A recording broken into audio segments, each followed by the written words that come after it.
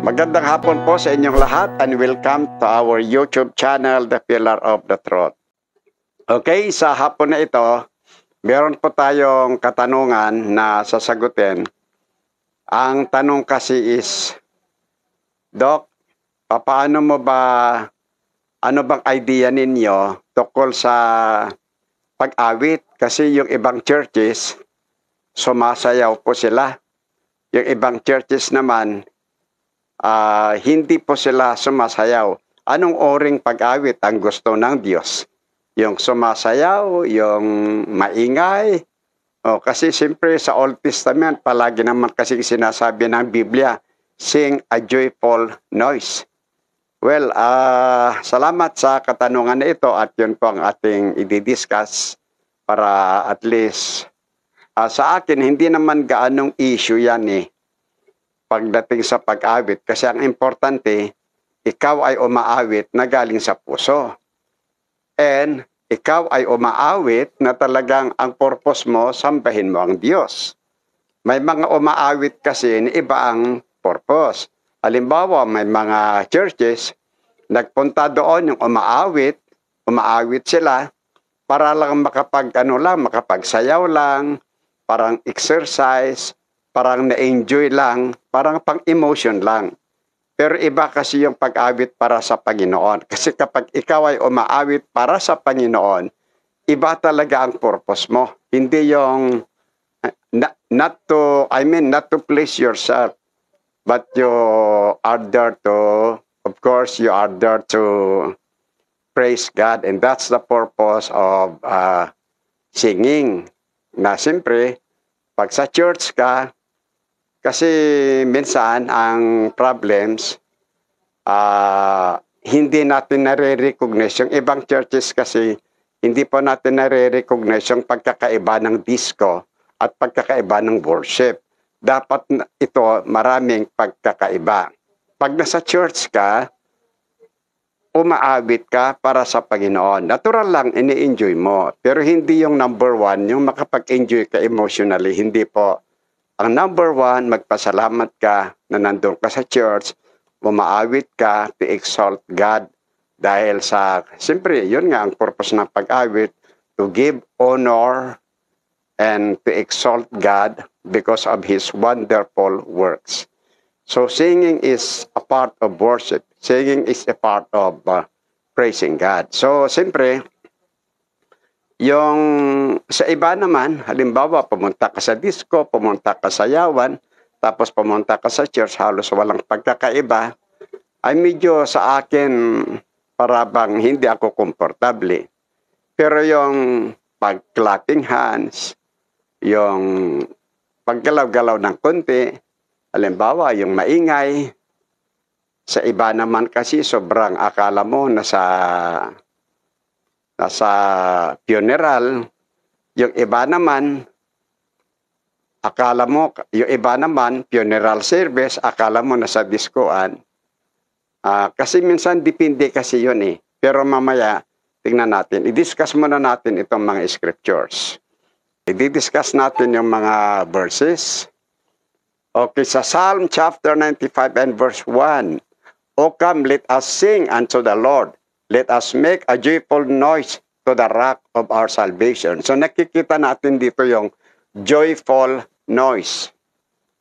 Pero wala naman kasing dancing dito Joyful noise lang ang meron. Noon, ang dancing, folk dance, ginagamit kasi ito ng Old Testament. Pero dahil sa ito ay ginaya ng mundo, so siyempre ang church nag-change. Para there must be an identification between the public gathering or spiritual gathering or spiritual singing. So may pagkakaiba. So nandito yung let us make a joyful noise. Hindi masama yung malakas umawit. Hindi masama yung noise. May mga joke nga. Ito ang mga paborito ng mga hindi maganda ang boses. Siyempre, hindi natin sila dinidegrade, minsan nakakaawa. Dahil may mga tao talaga na kahit anong gawin. Kasi nung nagturo ako noon ng high school, dati ako kasi na nagtuturo sa high school, National High School. Ako yung inatasan noon na advisor sa porcher at ako rin din yung sa choir. Meron akong estudyante na very interested talaga sa choir namin. Kasi uso-uso ang choir sa school noon. Meron akong estudyante na very interested, pero may mga estudyante nga, maganda nga ang boses pero hindi interesado. Pero kung sino ba yung mga medyo problem, silang interesado. Sa awa ng Panginoon, sa loob ng isang taon, nung una, ano bang tawag sa sintonado sa Tagalog? Sintonado rin sa Tagalog. Nung una, sintonado hanggang matapos sintonado pa rin. Ito yung mga tao na wala talagang gift. Pero sa atin, kung sila po ay magsamba sa Diyos, mas maganda yon kaysa yung tao na ang ganda ang boses, pero sa mundo naman, ginagamit ang kanyang boses. Itong mga sintonado na mga ito, at least ginagamit nila para sa Panginoon. Kaya merong joke na ito daw ang gustong-gusto nila. Basta mag-noise lang sila. Pero hindi naman yan. Ano lang yan? Joke lang. Lahat-lahat po tayo ay inaatasan na umawit ng masaya. Na we can sing louder. Yan pang sinasabi. So pag sumasayaw ka sa akin, kasi minsan, ay bakit daw mga bata, halimbawa yung sa church daw, yung matatanda, yung mga doon, disente. Bakit yung sa Sunday school, bakit yung mga bata sumasayaw, nag-aaksyon? Anong pagkakaiba nun? Para sa Panginoon. Yun nga yung sinasabi natin na siyempre, iba kasi ang bata, iba naman ang mga matured. So, sa akin, hindi naman issue yan sa akin eh. Hindi naman issue sa atin yan. Basta ang importante, sumasayaw ka man o hindi, maingay ka man o hindi, ang importante, umaawit ka para sa Panginoon. Ganon pa man, meron tayong kasabihan naman na, meron naman tayong sinasabing spiritual decency. Ano yung spiritual decency? Kung yung church na pinuntahan mo, pinili nila, kasi pwede naman tayong mamili ng style eh. Wala namang sinabi ng Biblia na kailangan ka sumayaw. Wala namang sinabi ng Biblia na masama ang sumayaw. Kung saan mo talaga, kung saan ka komportable, ang importante kasi, yung puso mo malinis at para sa Diyos. At depende rin kung ano yung church mo. Siyempre, kung saan ka nakamember, kung ano talaga ang guidance ng pastor, kung ano talaga yung sa kanila komportable, siyempre kung doon ka nakamember, walang magawa kundi ikaw ang mag-adjust. Kasi hindi naman issue yan eh. Sumisigaw ka, sumasayaw ka o hindi. Ang importante, nakikita ng Diyos yung puso mo. Pero ang mga bagay na i-consider nga natin is, depende rin sa church. Halimbawa, ikaw ay tumanggap sa Panginoon, mas maganda pa rin yung maging loyal ka. Kung ano man yung prinsipyo nila, kung ano man yung gusto nila, walang problems. So, bago tayo magpatuloy, tingnan muna natin ibang scripture. Make a joyful noise, andyan ulit. Make a joyful noise unto the Lord, all ye lands. So, hindi masama yung may noise. Pero kailangan ito joyful. Hindi masama yung umaawit ka kasi may mga umaawit talaga na wala lang. So kailangan pag umaawit ka, nauunawaan mo yung inaawit mo at masaya ka na umaawit ka na nagsasamba sa Diyos. Yun pa ang purpose. Serve the Lord with gladness. Come before His presence with singing. Kaya ang singing, kaya kapag ikaw ay nasa church, kung saan ka man, makikupirit ka. Hindi pwede yung iba kasi ano lang dyan, nakaupo lang, walang pakialam. Ay pag nasa church ka kasi, enjoy yung pagkakataon na yan. So nakikita naman natin ang sinasabi dito. Kailangan serve the Lord with gladness, come before His presence with singing. Ang singing ay importante. Nandito yung gladness, kaya kailangan pag umaawit ka, masaya ka. Pero alam niyo ba, hindi naman lahat ng pagtawa, pag-iyak ay malungkot. May mga pag-iyak na kasiyahan yun. Halimbawa, minsan, meron tayong nakitang taong sobrang sama, nagbago siya. Nakakaiyak yon dahil nga sa, ang tawag natin dito, tears of joy. Kaya hindi rin masama yung umaawit ka na may tears. Kasi tears of joy na yon. Well, may mga pagkakataon din na talagang na-emotion ka, na-touch ka, hindi rin masama. Pero kapag yung worship, kailangan ka may gladness. Next. Speaking to yourself in psalms and hymns and spiritual songs, singing and making melody in your hearts to the Lord. Ito ang pinagdidiskasan. In the Old Testament, ang pag-awit, may pasayaw, maingay, pero in the New Testament, ang nakita nating pagbabago, speaking to yourselves in psalms and hymns and spiritual songs, singing and making melody in your hearts to the Lord. Maraming kumukontra sa paggamit ng instrument. Kasi, ang sabi daw dito, making melody in your heart to the Lord. Kaya nung ako nakipag-discuss, kasi yung paggamit ng piano, gitara o ano, isabi rito, making melody in your hearts. Sa Tagalog, tugtugin mo sa puso mo. Kaya sabi ko, sige nga, tugtugin mo nga yung puso mo. So, paano mo tugtugin ang puso mo? Ang ibig sabihin, if you make melody, if you use instrument, if you use singing, must be heartily, must be by heart. May mga umaawit na iba ang purpose. Kapag aawit ka sa church, lalo na yung nagsusolo ka, nagtitrio, nagjujuwit, nagkukwire, pag umaawit kayo, hindi yung pasikat ang purpose. May mga umaawit kasi na nagpapasikat lang yun ang purpose. Hindi ka mabless doon at hindi rin mabless ang tagapakinig kang yun ang purpose mo. Dapat pag umawit ka, wala kang ibang purpose kundi to give praise to the Lord and you inspire the listeners. Kaya nga pag binigyan ka ng Diyos ng magandang boses, talent yon na binigyan ng Diyos, gift yon, that's the time naman.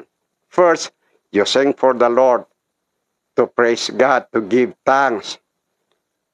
Secondly, because of your good voice, you can inspire others. But in your heart, it should be your purpose is to give praise to God. Tanggalin mo yung pride na magpasikat ka lang. Hindi po. Hindi yon ang gusto ayaw ng Diyos ng ganon. Hindi tayo nakaka-bless. Next. What is then? 1 Corinthians 14:15. What is then? I will pray with the Spirit, and I will pray with the understanding. Also, I will sing with the Spirit, and I will sing with the understanding also. Dito, pinagdidiskasan din, ano bang ibig sabihin yung I will sing with the Spirit? Kasi siyempre sa isip ng karamihan, pag nasa yung espiritu, tumatalon ka, umahalakhak ka, lumulundag ka, well, minsan nami-misunderstood natin ang trabaho ng Holy Spirit. Siyempre yun ang alam natin. Kaya ka nga lumulundag dahil you have the Spirit. But when we go on reality, that's not the work of the Holy Spirit. The power that the Holy Spirit can give is a power of patience, power of endurance, power of faith, power of trust. Hindi yung power of jumping, power of anything. Actually, yung lumulundag ka dahil sa emotion po yun. Well, may mga tao naman na talagang tumatalon because of happiness. Wala namang problems doon. Pero, yun nga, sabi ko, depende sa church mo. Kasi, You can sing with the Spirit. In other words, you can still have the Spirit by experiencing God's presence. Sa puso mo yan, masaya ka, mararamdaman mo yan. Hindi lang naman lahat yung tumatalon. At depende kasi sa nature ng tao. May mga taong silent type, may mga taong sobrang super active. So, ganun po. So, ang importante, sing with the Spirit, ang ibig sabihin, nararamdaman mo na kumikilos ang Espiritu ng Diyos sa iyong puso. Yan ang ibig sabihin nito. Okay, next. And at midnight, Paul and Silas prayed and sang praises unto God, and the prisoners heard them. Wala na. Okay, heard them. Ibig sabihin, hindi rin masama yung umawit ka na malakas. Hindi rin masama yung anumang uri ng pag-awit mo. Pero minsan, may mga pagkakataon naman na kailangan lakasan mo. Lalo na kung nasa congregation ka. Pero kung umawit ka na nag-iisa ka, nasa inyo na yan. Pero if you are in the congregation, kailangan pa rin yung malakas naman. Ang importante, you feel the presence of the Holy Spirit. Okay, next verse.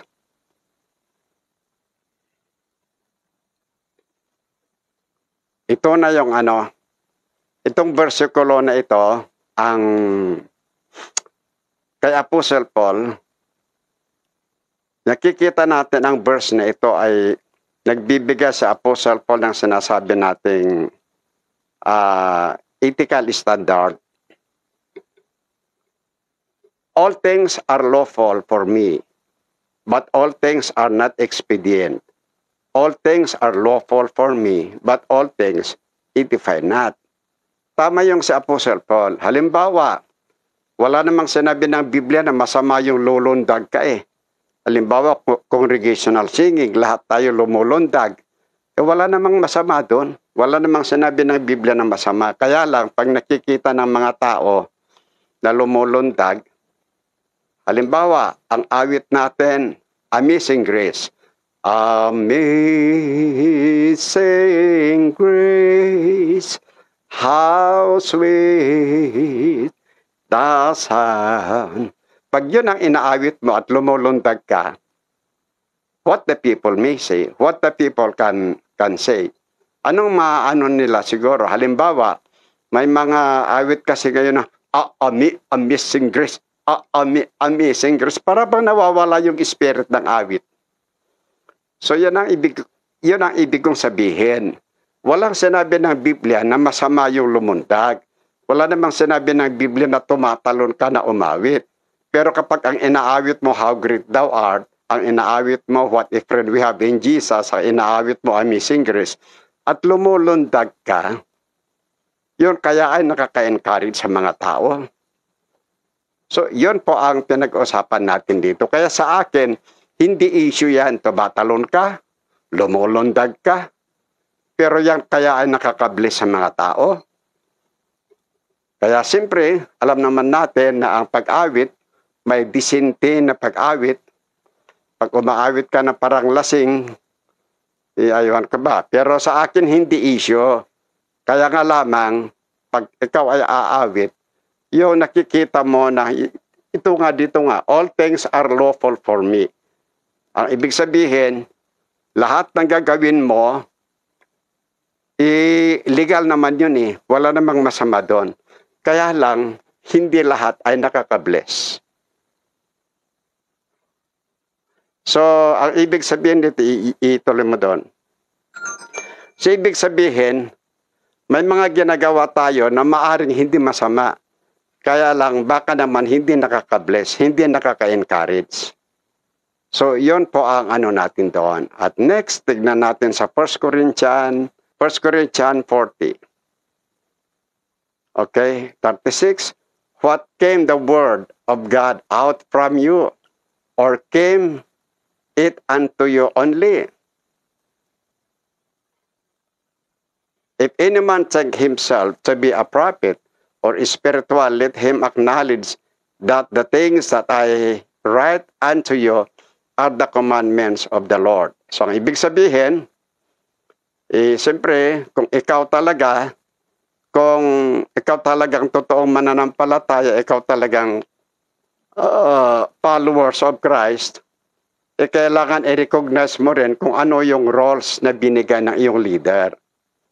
At kung yung church mo ay hindi naman tumatalon at sinabi niya ganito lang tayo, ito yung ori ng pag-awit na gusto natin dito. So wala tayong magawa kundi sumunod. Kaya hindi pwede yung sinabi mo, hindi. Ito ang movement ng Holy Spirit sa akin. Wala rin, hindi totoong espiritu yan. Pag yung church na pinuntahan mo ay hindi naman sila sumisigaw, lumalundag. Kung talagang totoo na ang spirit na sa'yo, nandyan yung respect, nandyan yung kung ano yung roles nila sa pag-awit, kailangan mong sundin. Yun ang sabi ng Apostle Paul. Tignan nga natin sa verse 40. Let all things be done decently and in order. So therefore, inuulit ko nga, wala pong masama kung anong uri ang pag-awit ng gusto mo, pero kailangan kasama doon yung decently. At ang isa pa, gusto ko rin sabihin ito, marami pong nagsasalita ng makadiyos sa FB, pero kapag tignan mo yung itsura, para bang nakakatakot. Kaya kung ikaw ay magsalita ng salita ng Panginoon, lalo na kung sinasabi niyo, ikaw ay anak ng Diyos, gagamit ka man ng picture na disinti. Lalo na kung pastor ka, lalo na kung mananampalataya ka, huwag kang gagamit ng mga picture na para kang hindi tunay na lalaki. At kung babae ka naman, huwag kang gagamit ng mga picture na yung nakakatakot. Kaya nga sabi kasi ng Biblia, stay away from the appearance of evil. Tingnan mo nga sa versikulo, Christine. Stay away from the appearance of evil. So, ibig sabihin, yung mga scammer pa nga, mga hold-upper, mga scammer, mga hold-upper, hindi ba disinti sila? Kaya minsan iningitian ka, pero hindi mo alam, hold-upper pala. Ako yung hold-upper, disinti. Ikaw pa kaya na totoong Kristiyano? Ikaw pa kaya na hindi hold-upper?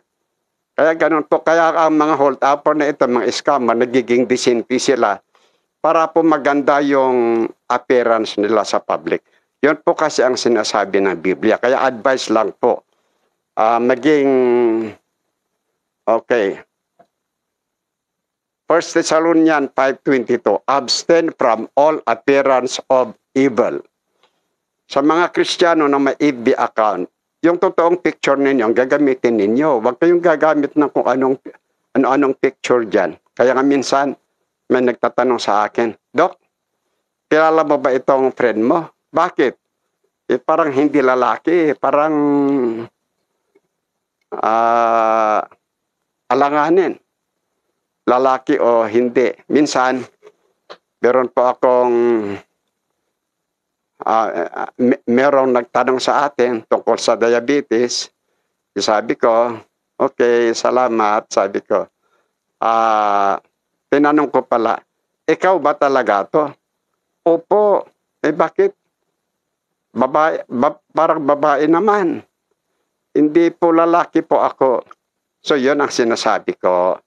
Siyempre, ang pinag-usapan natin dito is decency at spirituality. Hindi po natin kinokondem ang mga bakla, mga tomboy, kahit sino. Bakla ka man o tomboy ka, kung ikaw ay tumanggap sa Panginoon, walang pinipili ng Diyos. Walang problems doon. Kahit sino, mga LGBT ka man, kung ikaw talaga tatanggap sa Panginoon, walang pinipili ng Panginoon. Walang imposible, kahit sino sa atin. Pero ang pinag-uusapan natin dito is good appearance. Kung ikaw ay talagang Kristiyano, nangangaral, dapat yung appearance mo, disinte ang dating sa public. Okay, hanggang dito lang po tayo. Wala na po tayong oras. Salamat po sa lahat ng sumubaybay at salamat po sa inyong pagkikinig. Salamat po sa inyong oras. Dakilang Diyos at dakilang Ama na makapangyarihan sa lahat. Salamat po sa oras na ito na ipinagkaloob po ninyo. Salamat din sa nagtanong tungkol sa pag-awit. Sana po ito po ay hindi maging issue. Ang importante, kami po ay umaawit para sa inyo. Kami pa ay umaawit na magandang purpose. Kami pa ay umaawit na